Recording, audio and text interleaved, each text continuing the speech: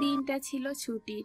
বিকেল 3টে নাগাদ মাধবীলতা অর্ককে নিয়ে বের হলো। যেতে আসতে বড়জোর 2 ঘন্টা লাগবে। গলির মুখেই সতীশের সঙ্গে দেখা।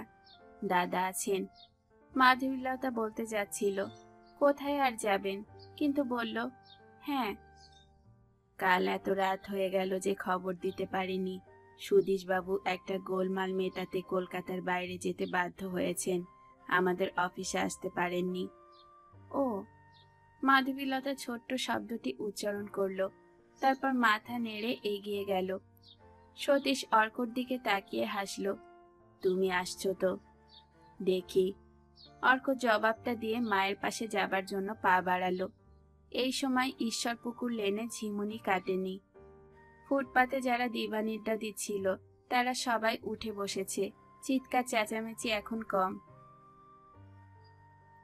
ডিপো থেকে বের হওয়া একটা 4 নম্বর ট্রামে ওরা উঠে বসলো। একদম ফাঁকা ট্রাম। মাধবীলতা উঠে পেছন দিকে গিয়ে বসতে যাচ্ছিল। অর্ক তাকে ডেকে বলল, মা, সামনে এসে বসো, বলে নিজে একটা ডাবল সিটের জানালার ধারে বসে পড়ল। মাধবীলতা একটু ইতস্তত করে শেষমেশ অর্কর পাশে এসে বসল।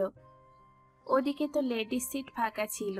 এখানে বসা মানে আর একজন ভদ্রলোককে অসন্তুষ্ট করা। অর্ক বলল, এটা কি জেন্টস সিট, সবাই বসতে পারে। মাধবীলতা হাসল। ওগুলো তর্ক করার জন্য বলা।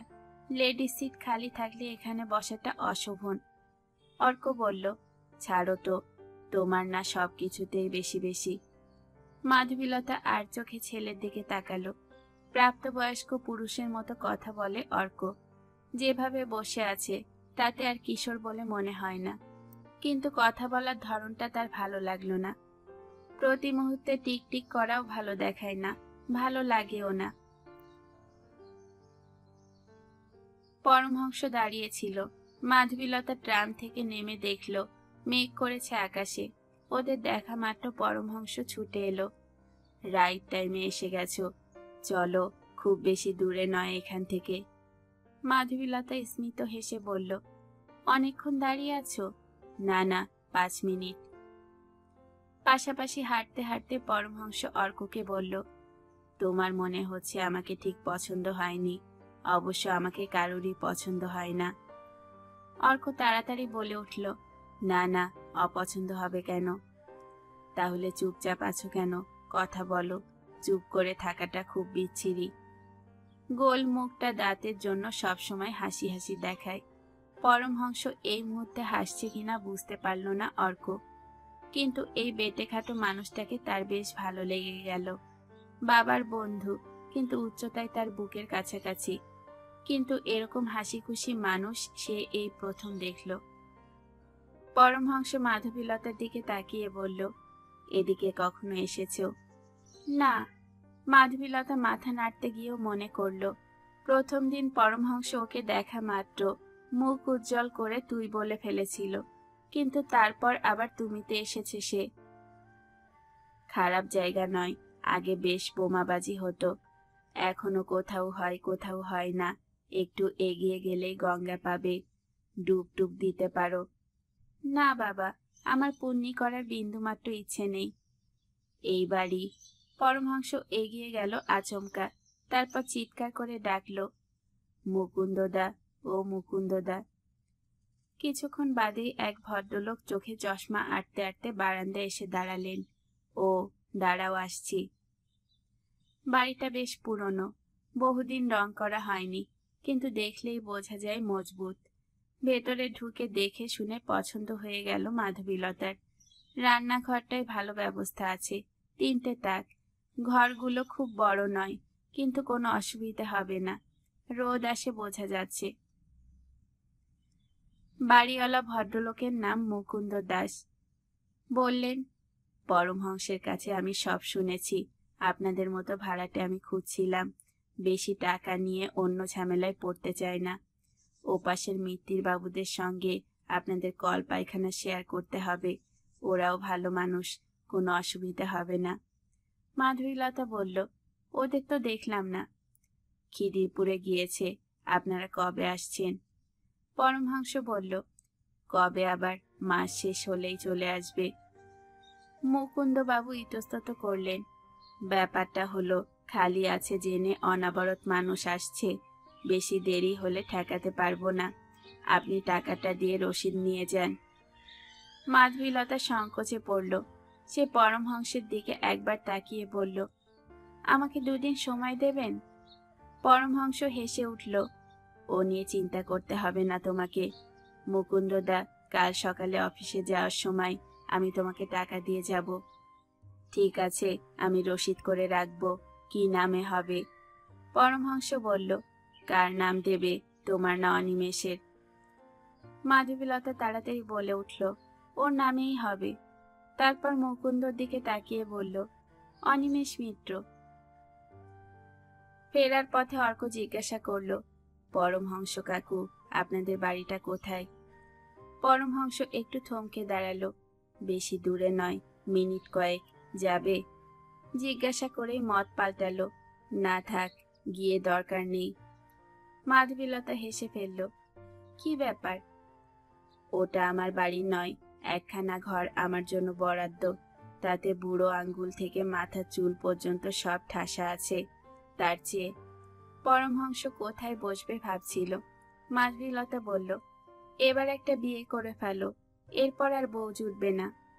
পরমহংস চশমার ফাঁকে কৌতুকের চোখে তাকালো। এখনই যে জুটবে তাই বা কে বলল?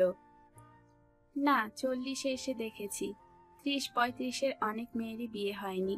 একটু চেষ্টা করলে ভালো পাত্রী খুঁজে পেতে পারো। চেষ্টা করব? খ্যাপা, উড়িয়ে দিচ্ছ কেন? দেখো, এই বেশ আছি, খাচ্ছি দাচ্ছি, বগল বাজাচ্ছি। যাকে বিয়ে করব সে আবার এসে একটার পর একটা ভ্যারাইটিস বল করে যাবে। আমি প্রতিটি বলে আউট হব। মানে? এই ধরো, মিষ্টি মুখে খসাবে মানে স্পিন ছাড়বে। একটু অভিমান অর্থাৎ ইয়ার, চোখ রাঙালে বাম্পার, আর যেটাই বুঝতে পারবো না সেটাই গুগলি। ওর বলার ধরন এবং হাত পা নাড়া দেখে মাধবীলতা শব্দ করে হেসে উঠছিল। অর্ক, দুপাশে কেউ কেউ মুখ তুলে তাকিয়েছিল সেই শব্দ শুনে। মাধবীলতা একটু লজ্জা পেয়ে বলল, সব ব্যাপারে তোমার ফাজলামো। মোটেই নয়। আমার উচ্চতা দেখেছো? তোমাদের বাতিল করা বাতাস আমি টানি। যে মেয়েকে তুমি পছন্দ করবে তাকে নিশ্চয়ই আমার চেয়ে ছোট কিংবা সমান হতে হবে। এবার আমাদের ফসলের কথা ভাবো। দেশটা ক্রমশ লিলিপুটে ছেয়ে যাবে। No, impossible. দেশের প্রতি আমার নিশ্চয়ই কোনো কর্তব্য আছে। অত্যন্ত গম্ভীর মুখে কথাগুলো বলল পরমহংস, কিন্তু ততক্ষণে মাধবীলতার মুখে সিঁদুর জমেছে। অর্ক হাসি চাপতে চাপতে অন্যদিকে মুখ ফিরিয়েছে। মাধবীলতা ইশারায় অর্ককে দেখিয়ে বলল, কি হচ্ছে কি? পরমহংস বলল, নাথিং রং। 16 বছর হলে বন্ধু হয়ে যায় ছেলে মেয়ে। মাধবীলতা প্রতিবাদ করল, ওর এখনো 16 হয়নি। হয়নি, হবে। তাছাড়া শ্লোকটা লেখা হয়েছিল আদি যুগে, তখন 16তে প্রাপ্ত বয়স্ক ভাবা হতো। যুগের সঙ্গে সঙ্গে বাচ্চাদের চিন্তা ভাবনা করার শক্তি এত বেড়েছে যে এটাকে 16 থেকে নামিয়ে আনা যায়। আমার এক ভাইপো আছে, মাত্র 4 বছর বয়স। রোজই বেরোবার সময় জিজ্ঞাসা করে, কাকু কি আনবে? তা আমি কাল ঠাট্টা করে বললাম, খুব সুন্দরী রাজকন্যা তোর বউ। শুনে ভাইপো খুব গম্ভীর মুখে বলল, না কাকু, বউ এনো না, আমি তো চাকরি করি না। চোখ বড় করলো পরমহংস, বোঝো অবস্থা। মাধবীলতা বলল, সত্যি, আজকালকার বাচ্চারা খুব পাকা হয়ে গিয়েছে। পরমহংস হাত নাড়ল, অতএব অর্ককে আমরা প্রাপ্তবয়স্ক ভাবতে পারি। কথা বলতে বলতে ওরা ট্রাম রাস্তার উপরে চলে এসেছিল। আসা মাত্র অর্কর মনে পড়ল সেদিনের ঘটনাটা। ছেলেগুলো তাকে এখানেই মেরেছিল, চিতপুর আর গ্রে স্ট্রিটের মোড়। পরমহংস বলল, চলো কোথাও গিয়ে চা খাওয়া যাক। মাধবীলতা মাথা নাড়ল, তার চেয়ে আমাদের ওখানে চা খাওয়াবো চলো। দূর, অত দূরে চা খেতে যাব কেন? একটু এগোলেই ভালো দোকান আছে। মাধবীলতা ইতস্তত করছিল। সেটা বুঝতে পেরে পরমহংস বলল, তুমি দেখালে বটে, 1 কাপ চা খাবে, তাও বোধহয় অনিমেষের কথা ভাবছো। চলো অর্ক, অতএব আর আপত্তি টিকল না।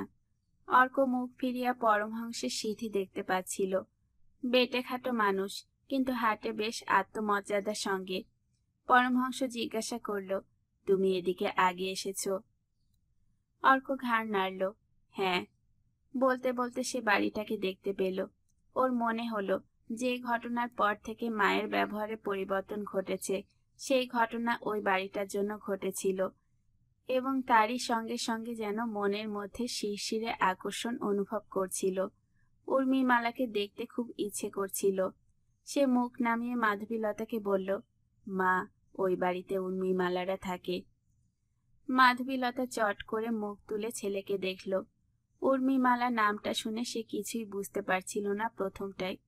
অর্ক আবার বলল, সেই মেয়েটা, গ্রামে ছেলেরা বিরক্ত করেছিল বলে আমার সঙ্গে মারামারি হয়েছিল। ও। মাধবীলতা মুখ ফিরিয়ে বাড়িটাকে দেখল। তুই কি ওপরে গিয়েছিলি? না। পরমহংস জিজ্ঞাসা করল, কি ব্যাপার? মাধবীলতা এড়িয়ে যেতে চাইছিল, পারল না। সব শুনে প্রশংসার চোখে অর্কর দিকে তাকালো। সাবাস, এই তো চাই, পুরুষের মতো কাজ করেছিস। আমরা মাইরি পথে ঘাটে ভেড়ুয়ার মতো চলাফেরা করি, প্যাদাবি বদমাইশি করতে দেখলেই প্যাদাবি। তুই নিশ্চয়ই রবীন্দ্রনাথ পড়িসনি। আমাকে পড়তে হয়েছিল এমএ পড়তে গিয়ে।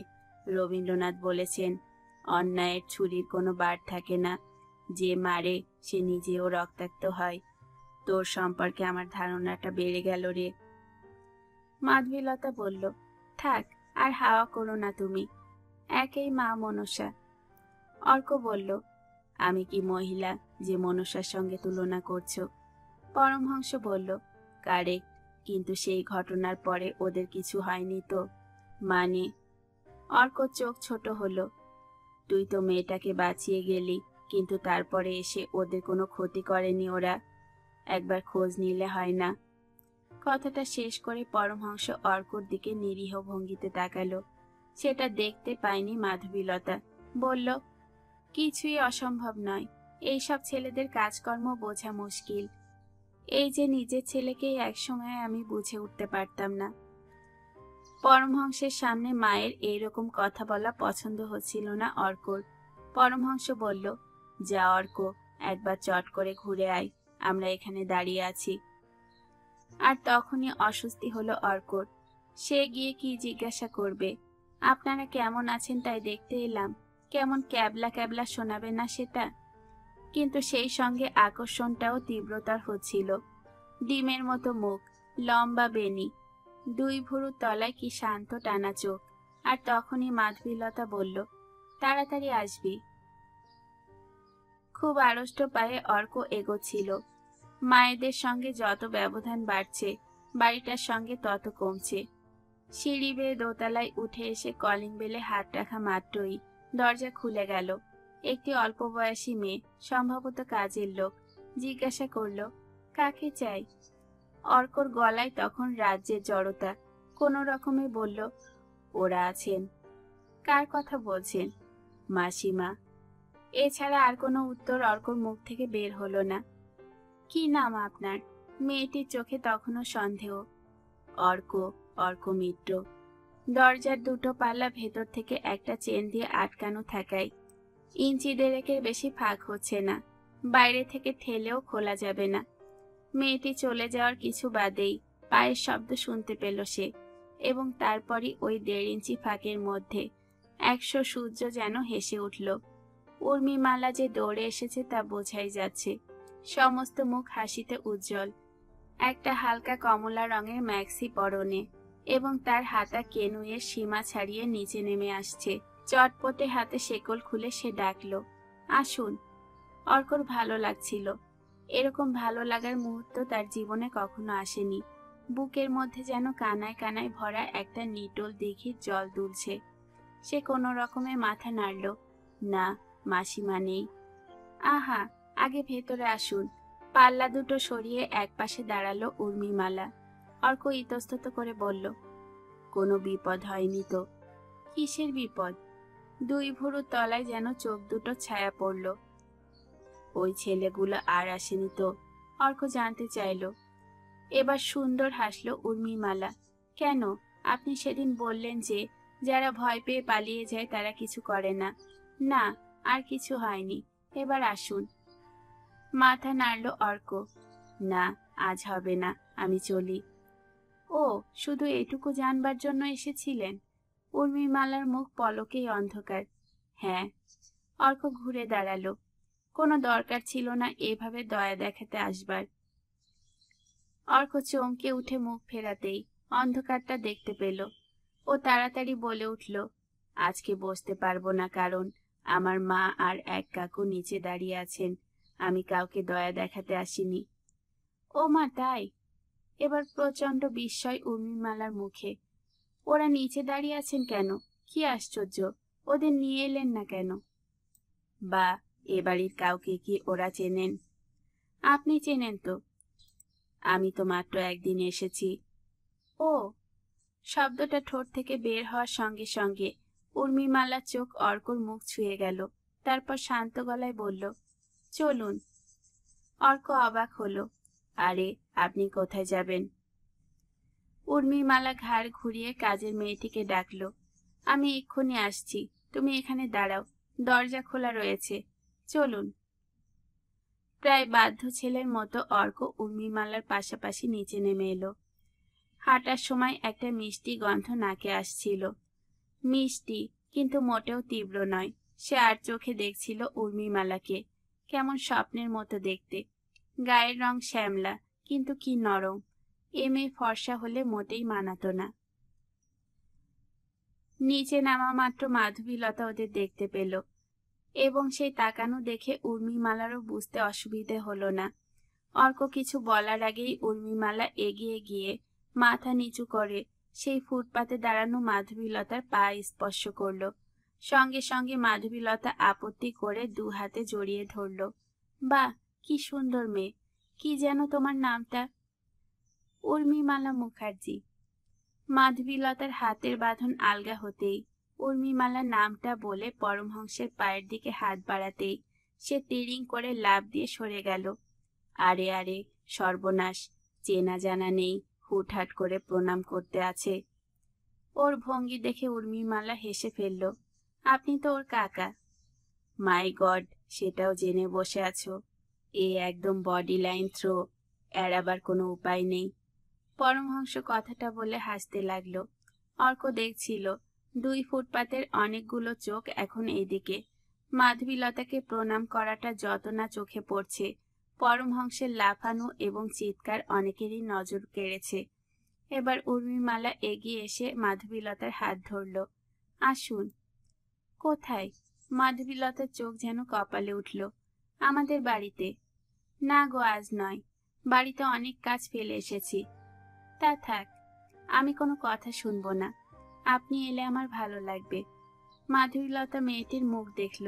এরকম নিষ্পাপ মুখ আজকাল সচরাচর দেখা যায় না। স্কুলে তো অজস্র মেয়ে দেখল, তাদের অনেকের মুখেই এই বয়সে কেমন যেন একটা পাকনামির ছাপ পড়ে।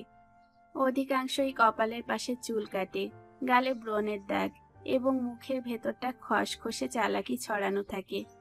এই মেয়ের সর্বাঙ্গে একটা স্নিগ্ধতা আছে, যা মনটাকে মিষ্টি করে।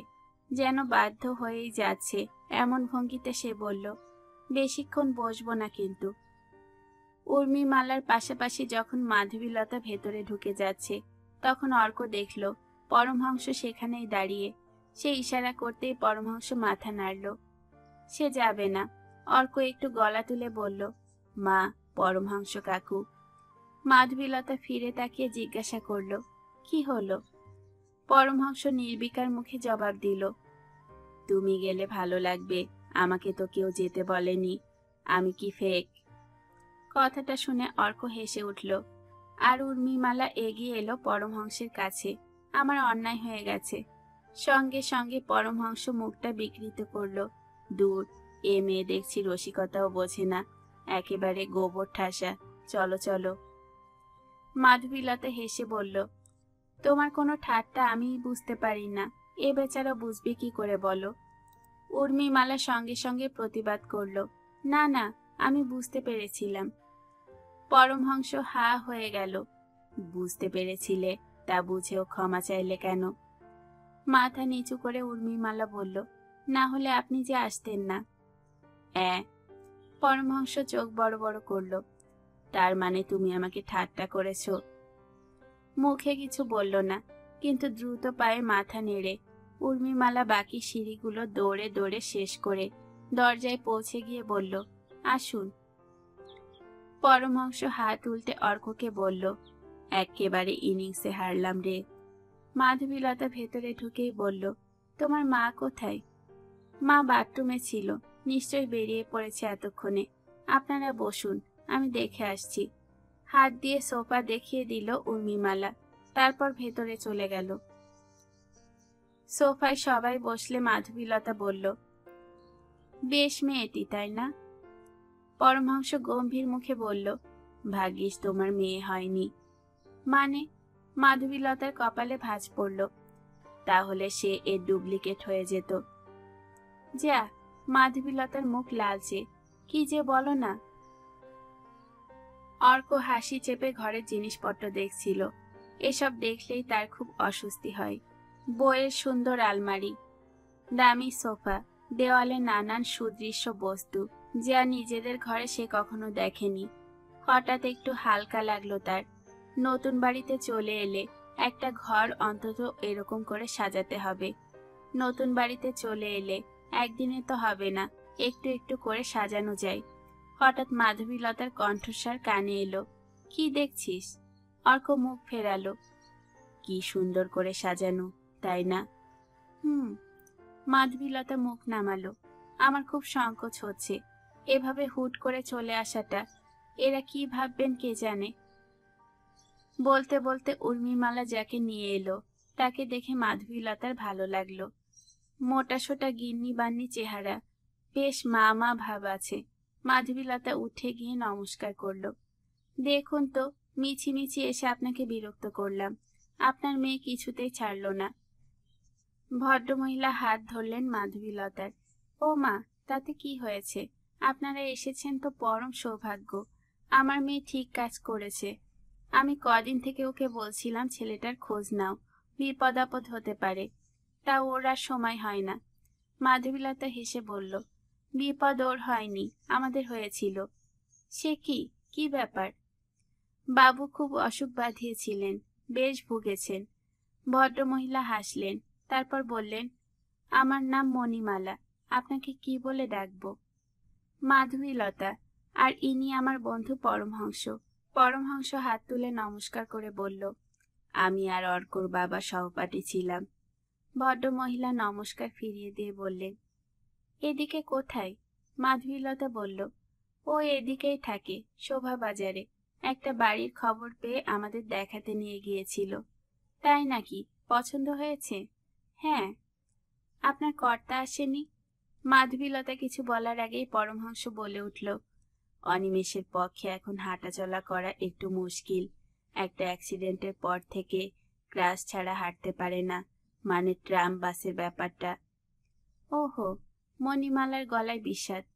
মাধবীলতা লক্ষ্য করল, কথাটা শুনেও মণিমালা কি অ্যাক্সিডেন্ট হয়েছিল জিজ্ঞাসা করলেন না, কিন্তু সে মনে মনে পরমহংসের কাছে কৃতজ্ঞ হয়ে পড়ল। প্রথমত, সে বলেছে অনিমেষ তার সহপাঠী ছিল। সেই সঙ্গে যদি মাধবীলতার নামও জুড়ে দিত, তাহলে ওদের বিবাহের ব্যাপারটা মণিমালার কাছে স্পষ্ট হয়ে যেত।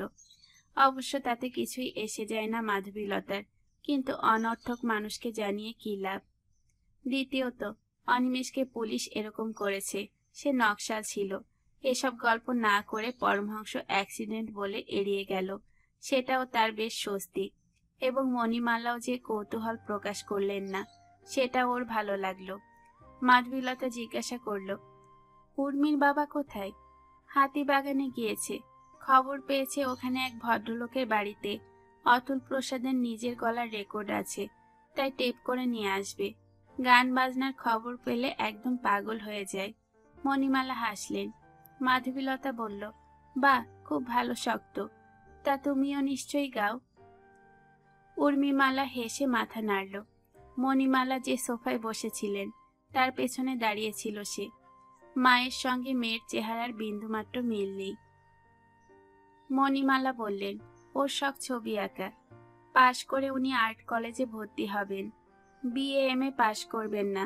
সেদিন আঁকার স্কুল থেকে ফেরার সময় ওই কাণ্ড হলো। আমি সাধারণত ওকে একা ছাড়ি না।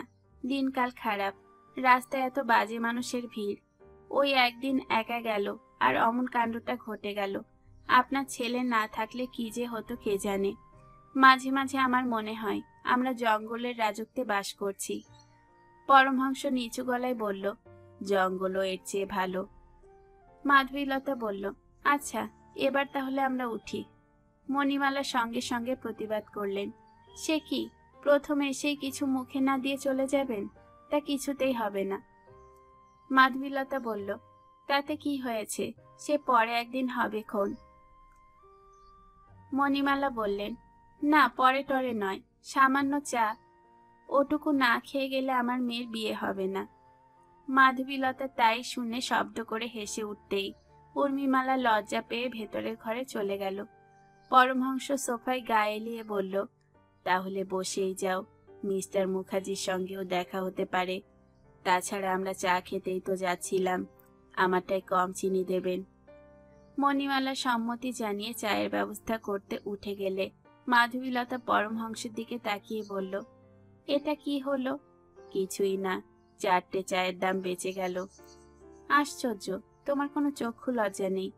কিন্তু মিষ্টি কম দিতে বললে কেন? শুধু চা কি থাকবে, সঙ্গে দুটো মিষ্টিও নিশ্চয়ই দেবে। চায়ে যারা চিনি কম খায় তারা মিষ্টি ভালোবাসে, এটা নিশ্চয়ই ভদ্র মহিলা জানেন। পরমহংস হাসতে হাসতে কথাটা শেষ করল। আর তখনই আধ ভেজানো দরজায় একটি সুন্দর চেহারার প্রৌঢ় এসে দাঁড়ালেন। তার কপালে ভাঁজ পড়েছিল। ঘরের মধ্যে কয়েকজন অচেনা মানুষকে দেখলে যেমন হয়। তারপরে অর্ককে চিনতে পেরে বলে উঠলেন, আরে তুমি কখন এসেছো? আমি একটা চিঠি দিয়েছি, পেয়েছো? না। অর্ক বিস্মিত। ভদ্রলোক সত্যিই তাকে চিঠি দিয়েছেন? তারপর সে বলল, আমার মা আর কাকু, উনি উর্মিমালার বাবা। মাধবীলতা এবং পরমহংস দাঁড়িয়ে নমস্কার করতেই ভদ্রলোক নমস্কার করে হা হা করে উঠলেন, কি আশ্চর্য, দাঁড়ালেন কেন? বসুন বসুন। আমার কি সৌভাগ্য যে আমার এখানে আপনাদের পায়ের ধুলো পড়ল। সত্যি আপনি রত্নগর্ভা, এমন ছেলের মা হতে পারাটা কম নয়। মাধবীলতা চকিত অর্কর দিকে তাকালো, দেখল অর্কর মুখ গম্ভীর হয়ে গিয়েছে। সে বলল, ও এমন কিছু করেনি। না না, কি বলছেন আপনি? আজকাল পথে ঘাটে কোনো অন্যায় দেখলে কেউ প্রতিবাদ করে না, সবাই নিজের গা বাঁচিয়ে সরে যায়। But he did it. কিন্তু ওরা কোথায়? আপনারা একা বসে আছেন যে। উর্মি, উর্মি। ভদ্রলোক গলা তুলে ডাকলেন। মাধবীলতা বলল, আহা, আপনি ব্যস্ত হবেন না, ওরা এইমাত্র ভেতরে গেলেন। এই সময় উর্মিমালা ফিরে এলো। ডাকছো বাবা? হ্যাঁ, এরা এখানে বসে আছেন, আর তোমরা সবাই ভেতরে কেন? মা ছিলেন তাই। কি আশ্চর্য, মা তো কোনো কাজে ভেতরে যেতেই পারেন। তুমি তোমার আঁকা ছবি অর্ককে দেখিয়েছ। অর্ক, যাও দেখে এসো, ও বেশ ভালো ছবি আঁকে। ভদ্রলোক অর্ককে বললেন। রত্নগর্ভা শব্দটি শোনার পর থেকেই অর্কর মনে এক ধরনের অপরাধ বোধ এসেছিল। কথাটা সত্যি নয় তা সে যেমন জানে, মাধবীলতাও তেমন জানে। অথচ অর্ক দেখল মা কোনো প্রতিবাদ না করে তার দিকে চোখ তুলে তাকালো। সেই চোখ যেন অর্ককে বলল, শোন, কথাটা শোন, নীলবর্ণ শেয়াল। আর ওটা বোঝা মাত্র অর্কর মুখ কালো হয়ে গিয়েছিল। নিজেকে খুব ছোট বলে মনে হচ্ছিল। উর্মিমালা যতই ভালো আঁকুক, তার কি এসে যায়? সে চুপ করে রইল। পরমহংস বলল, কি রে, যা। অতএব অর্ককে উঠতে হলো। পাশের ঘরে উর্মিমালার পেছন পেছন উপস্থিত হয়ে দেখল ঘরটা ছিমছাম, একটা খাট আর বইপত্তরে ঠাসা। এটা যে উর্মিমালার ঘর বুঝতে অসুবিধে হয় না। উর্মিমালা বলল, আমি মোটেই ভালো আঁকি না, বাবা বাড়িয়ে বলেছে। অর্ক জবাব দিল না। ও দেয়ালে টাঙানো একটি যুবকের ছবি দেখছিল। দুটো চোখ বড়, মুখে সামান্য দাড়ি, গায়ের রং অসম্ভব ফর্সা। এত সুন্দর ব্যক্তিত্ববান পুরুষটির সঙ্গে এই বাড়ির কি সম্পর্ক তা সে ঠাউর করতে পারছিল না। উর্মিমালা তখন হাঁটু গেড়ে বসে একটা ছোট আলমারি থেকে ছবি বের করছে। ওর চওড়া পিঠ, সরু কোমর এবং মাঝারি নিতম্বের দিকে তাকিয়েই চোখ সরিয়ে নিল সে। আবার মনের শিকড় ধরে টানাটানি শুরু হয়ে গেল। না, তাকে ভালো হতেই হবে। আজ ওই রত্নগর্ভা শব্দটি যদি পরিহাসের মতো মায়ের কাছে শোনায়, তাহলে সে সেটা আগামীকাল সত্যি করতে পারবে না। উর্মিমালার কাছে সে কিছুতেই হেরে যাবে না। মেয়েটাকে দেখলেই মনে হয় ও সব কিছুতেই তার চেয়ে এগিয়ে আছে। অর্কর চোখ আবার দেওয়ালের দিকে ফিরে গেল। ওই যুবকটির সঙ্গে উর্মিমালার কোনো মিল নেই, কিন্তু সে জিজ্ঞাসা করল, এটা কার ছবি? ছবিগুলো টেবিলের ওপর রেখে দেওয়ালের দিকে তাকিয়ে উর্মিমালা নরম গলায় বলল, রবীন্দ্রনাথ। যা, হতেই পারে না। প্রচন্ড অবিশ্বাসে অর্ক ছবিটার দিকে তাকালো। উর্মিমালা অবাক। হতে পারে না মানে? ওটা রবীন্দ্রনাথের ছবি, বিশ্বাস হচ্ছে না? এতক্ষণে অবশ্য অর্কর খেয়াল হয়েছে, রবীন্দ্রনাথেরও তো অল্প বয়স ছিল।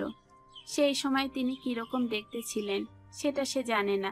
সাদা দাড়িওয়ালা এক বৃদ্ধের কথাই রবীন্দ্রনাথ নাম শুনলে মনে ভাসে। সে আরেকটু এগিয়ে প্রশংসার চোখে বলল, এত সুন্দর দেখতে ছিলেন, আমি ভাবলাম। অর্ককে থেমে যেতে দেখে উর্মিমালা জিজ্ঞাসা করল, কি ভাবলেন? এ বাড়ির কোনো ছেলে, হয়তো কোনো আত্মীয়।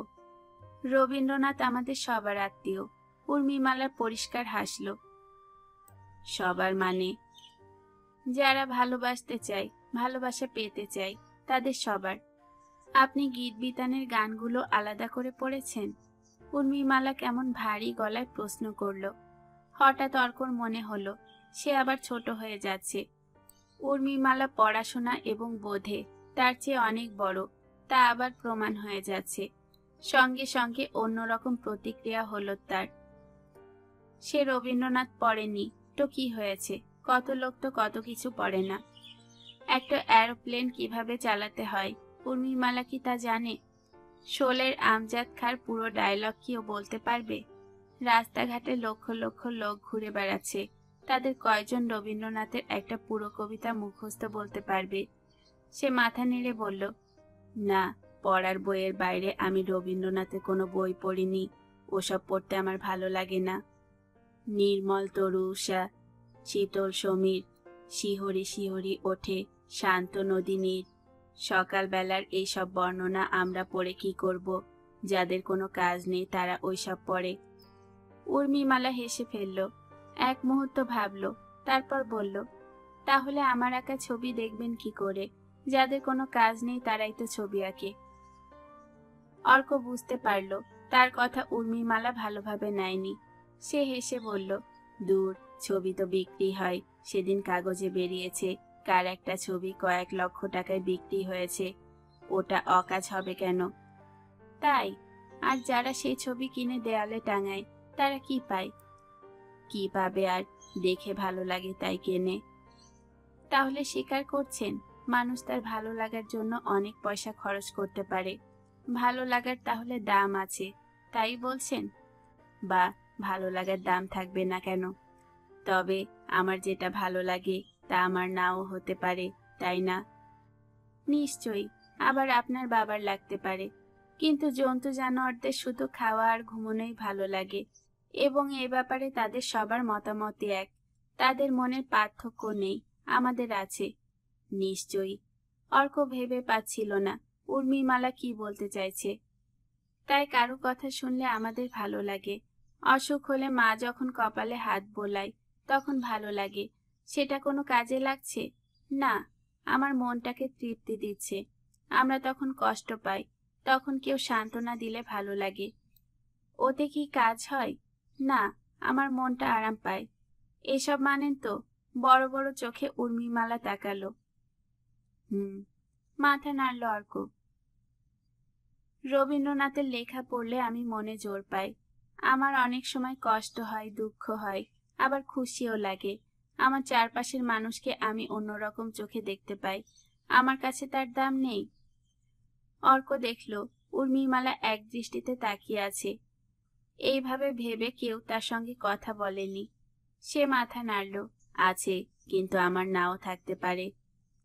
এবার হেসে ফেলল উর্মিমালা। সামান্য শব্দ হলো। বলল, যে মানুষ কখনো গান শোনেনি, ফুল দেখেনি, তাকে সেসব বললে হয়তো একই গলায় বলবে ওসবের কি দাম। কিন্তু যদি ভুলেও একবার তার কানে গান যায়, তাহলে। বলতে বলতে উর্মিমালা চকিতে তাকালো। আমার মনে হচ্ছে আপনি আমার সঙ্গে রসিকতা করছেন। অর্ক মাথা নাড়ল। না, আমার পড়ার বইতে রবীন্দ্রনাথের যেসব কবিতা আমি পড়েছি, শুধু সেগুলোর বর্ণনাই জানি। ওইসব পড়ে কিছুই মনে হয়নি। আপনি গল্পের বই, কবিতার বই পড়েন না? কয়েকটা ডিটেকটিভ বই পড়েছি। আর হ্যাঁ, কিছুদিন আগে মা একটা বই এনেছিল, পথের পাঁচালী। কয়েক পাতা পড়েছিলাম। পড়েছিলেন? কেমন লেগেছে? ভালো লাগেনি, শুধু বর্ণনা আর গ্রাম ট্রামের ব্যাপার। মা বাবার ওই বইটাকে আবার খুব ভালো লাগে, কি জানি। আপনি পড়ার সময়ের বাইরে কি করেন? অর্ক হাসল। আগে আড্ডা মারতাম পাড়ার রকে। আপনার সহপাঠীদের সঙ্গে? না, ওরা কেউ পড়াশুনো করে না। অবশ্য এখন আর রকে বসতে ভালো লাগে না। উর্মিমালা একটা নিঃশ্বাস ফেলল, যেটা অর্কর কান এড়ালো না। তারপর ছবিগুলো টেবিল থেকে তুলে বলল, আমি তো তেমন আঁকতে পারি না, তবু দেখুন। প্রথম ছবিটা উঁচু করে ধরল সে। অর্ক দেখল একটা বড় রাস্তা, তাতে ট্রাম চলছে। দুপাশে বড় বড় বাড়ি দাঁড়িয়ে আছে, একটা ঘুড়ি উঠছে। পরের ছবি একটি ভিখারিনী হাত বাড়িয়ে দাঁড়িয়ে, তার ভেড়া আঁচলের আড়ালে একটা ন্যাংটো ছেলে মুখ লুকিয়ে আছে। তৃতীয়টি একটি নদীর ছবি। আকাশে মেঘ এবং একটা হাল ভাঙা নৌকো মাঝে মাঝে নদীতে ভাসছে। কোনো মাঝি বা যাত্রী নেই। নৌকোটার দিকে তাকালেই মনটা কিরকম হয়ে ওঠে। চতুর্থ ছবি দেখে থতমত খেয়ে গেল অর্ক। বড় রাস্তা, একটা ট্রাম সদ্য স্টপেজ ছেড়ে যাচ্ছে। তার পেছনের ফুটপাতে তিনটি গুন্ডা ধরনের লোক একটি ছেলের ওপর ঝাঁপিয়ে পড়ে মারছে। বেশ কিছুটা দূরে নিরাপদে দাঁড়িয়ে কতগুলো লোক দৃশ্যটা উপভোগ করছে। ছবিটা থেকে চোখ তুলতেই উর্মিমালা মাথা নামালো। আর সেই সময় দরজায় উর্মিমালার মা এসে দাঁড়ালেন। কি রে, ওকে এখানে আটকে রেখেছিস কেন? এসো বাবা, সামান্য কিছু মুখে দাও। অর্ক মহিলার দিকে তাকালো, তারপর বসবার ঘরে চলে এলো। সেখানে টেবিলের ওপর কয়েকটা প্লেটে খাবার দেওয়া হয়েছে। মাধবীলতা চুপচাপ হাত গুটিয়ে বসে উর্মিমালার বাবার কথা শুনছিল। পরমহংসের হাতে প্লেট, তার মুখও চলছে। উর্মিমালার বাবা বলছিলেন, অতুল প্রসাদের নিজের গলার রেকর্ড। একটা বিশাল সূর্যের ঠিক পাশে দাঁড়িয়েও উনি আমাদের কাছে বেঁচে আছেন। ক্ষমতা, তাই না? থাকলে এরকমটা হতে পারতো না। ওর গলাটিও ভারী মিষ্টি। পরমহংস মিষ্টিটা মুখে নিয়ে বলল, রবীন্দ্রনাথের চেহারার সঙ্গে গলাটা একদম মানায় না। ওরকম বিশাল চেহারার কণ্ঠস্বর মেয়েদের মতো। আপনি ভুল করছেন। উর্মিমালার বাবা পরমহংসকে থামিয়ে দিলেন। ওর গলা মোটেই মেয়েদের মতো ছিল না। ওরকম তেজ দীপ্ত কণ্ঠস্বর খুব কম পুরুষের দেখা যায়। এমনিতেই বুড়ো বয়সের রেকর্ডিং হয়েছিল, তার উপরে অযত্নে ওই হাল হয়েছে। আকাশবাণীর রেকর্ড শুনলে ওই ধারণা ভুল হতে বাধ্য। আমি একবার শান্তিনিকেতনে গিয়ে কবির গলায় আবৃত্তির রেকর্ড শুনেছি, সম্পূর্ণ আলাদা। কি স্বর ক্ষেপণ, কি উদ্দাত কণ্ঠ। উর্মিমালার মা বললেন, তুমি একটু চুপ করো তো। না অর্ক, তুমি খাও। আপনি যে হাত গুটিয়ে বসে আছেন, না বললে কিন্তু শুনবো না। মাধবীলতা বলল, আমি শুধু চা খাবো, এগুলো তুলে নিন। কেন? না না, ওসবে চলবে না। উর্মিমালার মা আপত্তি করলেন। খুব অবেলায় খেয়েছি আজ, এমনিতেই আমার লিভার ভালো নয়। এখন খেলে অম্বল হয়ে যাবে। আমি চা নিচ্ছি। উর্মিমালার বাবা বললেন, জোর করছো কেন? শরীরটাকে কষ্ট দিয়ে খেয়ে কি দরকার? আপনি চাই খান। অর্ক দেখল উর্মিমালা এসে বাবার পেছনে দাঁড়িয়েছে। চোখাচোখি হতেই ঠোঁটের কোণে ভাঁজ পড়ল। ওটা কি হাসি? হঠাৎ উর্মিমালা মাধবীলতার দিকে তাকিয়ে জিজ্ঞাসা করল, আপনার পথের পাঁচালী খুব ভালো লাগে, তাই না? হ্যাঁ। মাধবীলতা অবাক হলো। আমারও। উর্মিমালা বলল, আমি কেঁদে ফেলেছিলাম। উর্মিমালার বাবা বললেন, মানুষ মাত্রই কাঁদবে, কেউ প্রকাশ্যে, কেউ মনে মনে। মাধবীলতা বলল, ওটা আমার প্রিয় বই, কিন্তু তুমি জানলে কি করে? উর্মিমালা অর্ককে দেখালো, তখন শুনলাম। মাধবীলতা এবার ছেলের দিকে বিস্ময়ে তাকালো। তার ভালো লাগা বা মন্দ লাগার খবর ও কখনো রেখেছে বলে মনে হয়নি। তাছাড়া পথের পাঁচালী যে তার ভালো লাগে এ কথা সে কখনো জানায়নি অর্ককে। তারপরেই খেয়াল হলো, অনিমেষের সঙ্গে যখন কথা হয়েছিল তখন হয়তো ও শুনেছে। হেসে বলল, তুমি বুঝি খুব পড়ো? উর্মিমালার মা বললেন, ওই তো জ্বালা, স্কুল থেকে এসেই মুখে বই নিয়ে বসে আছে, নইলে রং তুলি। মাধবীলতা বলল, আমার খুব ভালো লাগে। আমার ইনি আবার মুখ্য সূক্ষ্ম লোক, বইপত্তরের ধার ঘেঁষেন না। আচ্ছা, আজ আমরা চলি। খুব ভালো লাগলো আপনাদের সঙ্গে আলাপ হয়ে। উর্মিমালার মা বললেন, আবার কবে আসবেন? মাধবীলতা বলল, আমরা তো আপনাদের পাড়ায় চলে আসছি, একটু গুছিয়ে বসলে আমি খবর দেব, তখন আপনাদের আমাদের ওখানে আসতে হবে, বেশি দূরে তো নয়। উর্মিমালার মা বললেন, নিশ্চয়ই যাব। ওরা দরজা ছাড়িয়ে কয়েক পা এগোতেই মাধবীলতা বাধা দিল, না না, আপনাদের আসতে হবে না, কি আশ্চর্য। উর্মিমালার মা বললেন, অর্কের বাবাকে বলবেন এখানে এলে আমরা গিয়ে ওর সঙ্গে আলাপ করে আসব, উনি কি কখনোই সুস্থ হবেন না? মাধবীলতা চোখ তুলে তাকালো, হঠাৎ যেন শূন্য হয়ে যাচ্ছিল দৃষ্টি। খুব দ্রুত নিজেকে ধাতস্থ করে বলল, জানি না। উর্মিমালা কিন্তু ফুটপাত অবধি নেমে এলো। মাধবীলতা তাকে বলল, তোমাকে আমার খুব ভালো লাগলো, আর হ্যাঁ, যত পারো বই পড়বে। পৃথিবীতে এত বই আছে যে না পড়লে নিজেকে অপরাধী মনে হয়। যতদিন মাথার উপরে অন্য চাপ না আসছে ততদিন সুযোগ ছেড়ো না। কথাগুলো বলতে বলতে সে আবার ছেলের দিকে তাকালো। অর্কের নজর তখন দূরের বাস স্টপেজের দিকে। সেখানে তিনটে ছেলে দাঁড়িয়ে কথা বলছে, সেই তিনজন যারা তাকে মারতে এসেছিল। হঠাৎ একটা শিরশিরানি ভয় তাকে আচ্ছন্ন করে ফেলল। আজ তার সঙ্গে সেই কলম ছুরি নেই এবং মা সঙ্গে রয়েছে। মাধবীলতা তখন বলেছিল, এলাম। অর্ক ঘাড় ঘুরিয়ে দেখল। উর্মিমালা মাথা নেড়ে হ্যাঁ বলল, কিন্তু তার চোখ ওর দিকে। মাধবীলতা এবং পরমহংস তখন হাঁটতে শুরু করেছে। অর্ক কোনো রকমে বলল, চলি। নিজের গলার স্বর নিজের কানেই বেসুরো ঠেকল। উর্মিমালা হেসে বলল, চলি বলতে নেই। অর্ক দ্রুত পা চালিয়ে মায়ের পাশে চলে এলো। ওরা যেদিকে যাচ্ছে সেদিকেই ছেলে তিনটে যাচ্ছে। এখনো ওরা এদিকে নজর দেয়নি, কিন্তু এবার দেখতে বাধ্য হবে। ওরা যদি আজ ঝামেলা করতে চায় তাহলে সে কি করবে? একা তিনজনের সঙ্গে হাতাহাতি করা মুশকিল, এবং সবচেয়ে বড় কথা মা সঙ্গে রয়েছে। মাকে কি ওদের কথা বলবে? ছেলে তিনটে নির্ঘাত এ পাড়ার, এবং এখানে বাড়ি ভাড়া নেওয়ায় এদের সঙ্গে প্রায় তার দেখা হবে। অর্ক খুব নার্ভাস হয়ে পড়েছিল। মাধবীলতা তখন বলল, এরা কিন্তু খুব ভদ্রলোক। পরমহংস বলল, হ্যাঁ, তবে একটু বেশি ভদ্রলোক। এতটা এখন বড় একটা দেখা যায় না। এমন ব্যবহার করলেন যেন আমরা ওর বড় আত্মীয়, আর এইটাই আমার কাছে খটকা লাগছে। মাধবীলতা হাসল। দিন দিন এমন অবস্থা হয়েছে যে আমরা আর কোনো ভালো জিনিসকে ভালো মনে গ্রহণ করতে পারি না। তোমার দোষ নেই, এইটাই এখন আমাদের অভ্যেস হয়ে গিয়েছে। ওখানে বসে এক সময় আমারও তাই মনে হচ্ছিল। সন্দেহ করার বোধ আমাকেও ধরেছে। পরমহংস জিজ্ঞাসা করল, তাই মিষ্টি খেলে না? যা। মাধবীলতা সলজ্জ হাসল, আমার খেতে ভালো লাগে না। এইবার তিনটে ছেলে একসঙ্গে বাদিকে মুখ ফেরাতেই অর্ক সিটিয়ে গেল। ওর মনে হচ্ছিল মা সঙ্গে না থাকলেই ভালো হতো।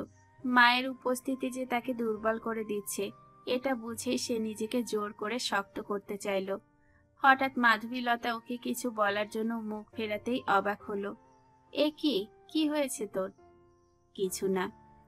এবং ওটা বলার পরই অর্ক স্থির করলো, ওরা যদি আক্রমণ করে তাহলে সে ছেড়ে দেবে না। তিনজনকেই অর্ক চিনতে পেরেছে। একজন মুখ খুলতে যাচ্ছিল, কিন্তু তৎক্ষণাৎ আরেকজন বলল, এই নানা। এই সময় অর্ক শুনল পরমহংস বলছে, কি রে, তোরা এখানে কি করছিস?